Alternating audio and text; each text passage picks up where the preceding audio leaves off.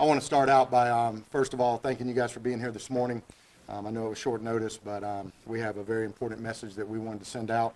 I also want to thank you for the professionalism and manner in which you have handled Casey, his family, the shooting, everything else. You guys have done a tremendous job at respecting their privacy and the trouble that they've been going through.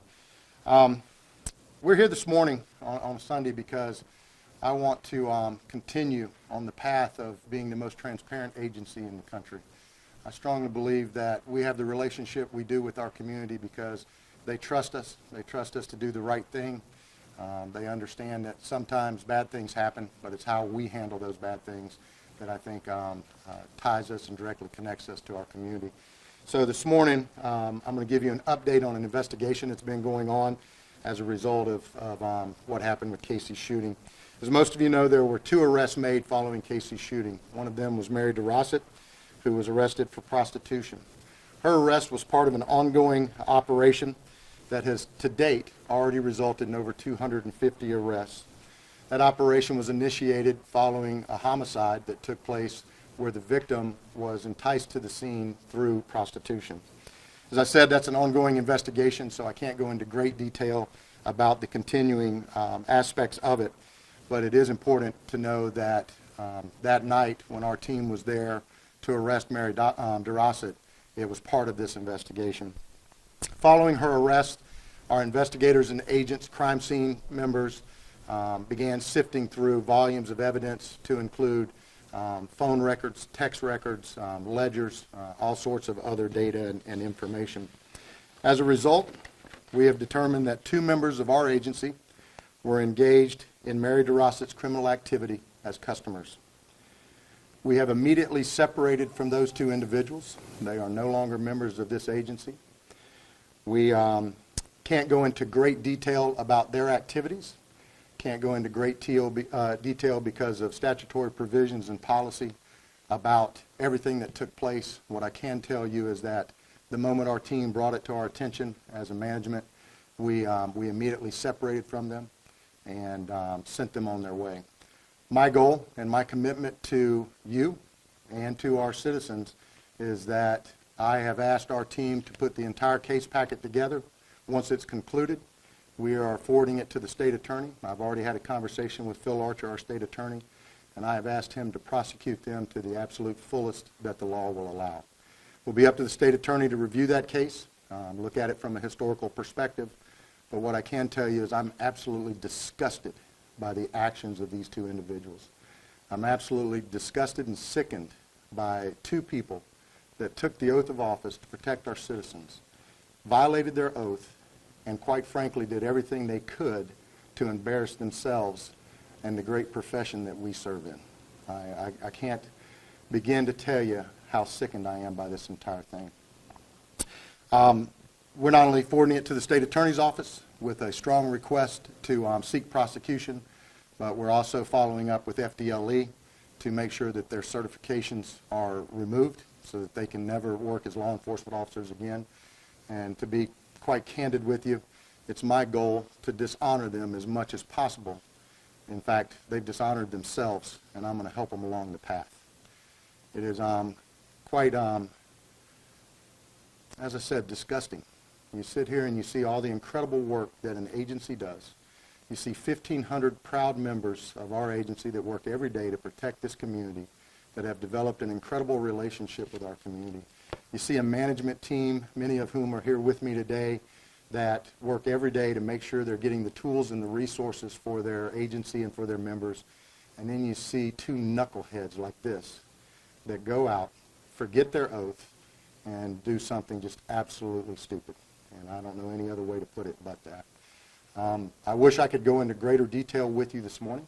I wish I could share with you. In fact, I wish I could blast the 2 photographs of the individuals up on the screen behind me because, as I said, they've dishonored themselves from that. So I'll take any questions you may have.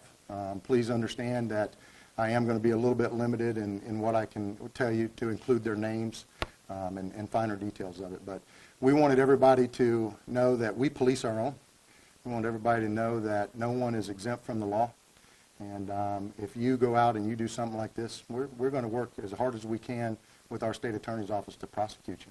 So, any questions? Anything that I can answer? I don't know if you can answer the sheriff, but how were you guys tipped off, if you will, if these guys were participating in this women's prostitution? Yeah, I can't go into a lot on that, but I'll tell you that it happened subsequent to the shooting. We obviously had no idea before. It happened as a result of our crime scene team and our agents sifting through evidence and finding some things that directly linked them to it. As I said, we immediately separated from them, took their gun, took their badges, took every piece of property they have that says Brevard County Sheriff's Office on it, because they don't deserve to have it. And so our team from staff services did that immediately, and our agents are continuing with the case. Sheriff, how long have they been with the department? One of them has been with the department for about 2 years. The other has been with the department for about 14 years. What else? Obviously, this is, you call us here, it's 10:30 on a Sunday. This is very important to you. So, I mean, I can hear your voice. You're very disturbed by this. I am. And I'll tell you, I brought you here at 10:30 in the morning on a Sunday because I wasn't sure everybody would show up last night about 10:30 when our team finally gave me the go-ahead to be able to talk about this. I'm also about to leave. In fact, I'm getting in my car immediately to go to Tallahassee, where one of our great members is being recognized as the Jimmy Rice Canine Handler of the Year for the state of Florida. So, it goes right back to what I said. There's so much incredible work that goes on inside this agency and out in our community. And we're not going to let these two knuckleheads tarnish that. In fact, our reputation is strong in our community. Our community looks upon us as professionals. They expect us to be transparent, and we are. And quite frankly, our reputation is so strong that these two individuals' actions aren't going to tarnish us. In fact, they're really just a pebble in our shoe. And we are kicking that pebble out and not looking back. Did you know the people involved? Do I personally know them? Yeah. Yes, sir. Yeah. Did you talk to them? I have not spoken to them. To be honest with you, I have a lot of restraint, but I'm not sure I have that much restraint. So, oh, absolutely. I mean, I was shocked by the fact that anybody within our agency, within our profession, would do the kind of disgusting things that they've done. So, to say the least, yeah, I was shocked. Shocked and probably angry would be the right word for it. Sheriff, did they deny it when they were given the information? I can't go into all the specifics of it, but I will tell you they did not. They did not deny it. Again, our agents are working it. Our staff services is working it as well. We immediately launched an internal investigation into it, and both of those are protected. And, to be honest with you, the most important thing for me and why we're being so careful in what we are putting out about this is the most important thing for me is that the individual that shot Casey never sets foot back on soil unless he's got bars in front of him. So we're being very delicate, very careful in that arena. But I will tell you that both of them have openly admitted it. Were any of those two involved in the investigation involving Casey's shooting? No, neither one of them had it. They're not agents or anything of that type. That's Casey. Great question. I happened to be at the hospital this past Wednesday when the doctor came into the room, and he shared with us that Casey is on track to come out of the hospital sometime around the 23rd, maybe a couple days sooner, maybe a couple days later. They are very impressed with his progress, and he'll have a long road ahead of him on a home rehabilitative side. But his spirits are great. He is ready to get out of the hospital.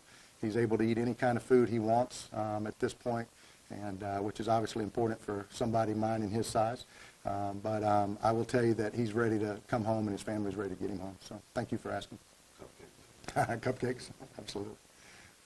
As the investigation continues, do you expect any other fallout, anything else to come out of it? Joe, I hope not. But we are still very early in this. There's still a lot of evidence to be sifted through. There's still a lot of different phone numbers and everything else to be interconnected to this. My hope is that there's no one else of any significance involved in this, whether they work for our agency, another agency, or anything. But it's too early to be able to tell for sure. Anything else? So these were deputies, right? You said They were both sworn deputies, yes. Yeah, and as I said, we are going to follow through with FDLE. Our staff services team is already preparing that. We will follow through with FDLE to make sure that their certification is revoked. Obviously, there's a due process that goes with that, but we are going to follow that to every measure that we can. I've spoken to our state attorney, and he is just as appalled at their actions as I am, and he is instructing his team to look at this in every light that they possibly can to see what type of criminal charges can be brought against them. Assuming these guys were customers of this prostitute, or? Again, I can't go into detail, but as I said at the opening, they were customers of Mary DeRossett's, and I don't know how somebody gets to that point in their life. I certainly don't know how somebody that has the ability to wear this uniform that we are all so proud of goes and sacrifices their integrity and does something like that. But to answer your question, yes. I know you can't release information about who they were, but were they married? Can't go into that detail. But again, this is just today's press conference is a matter of me wanting to get this information to you as quickly as possible, because I do believe in being transparent. There will be follow-ups, press releases, and talks about this. And at some point, we will put everything out on the table that possibly can be put out.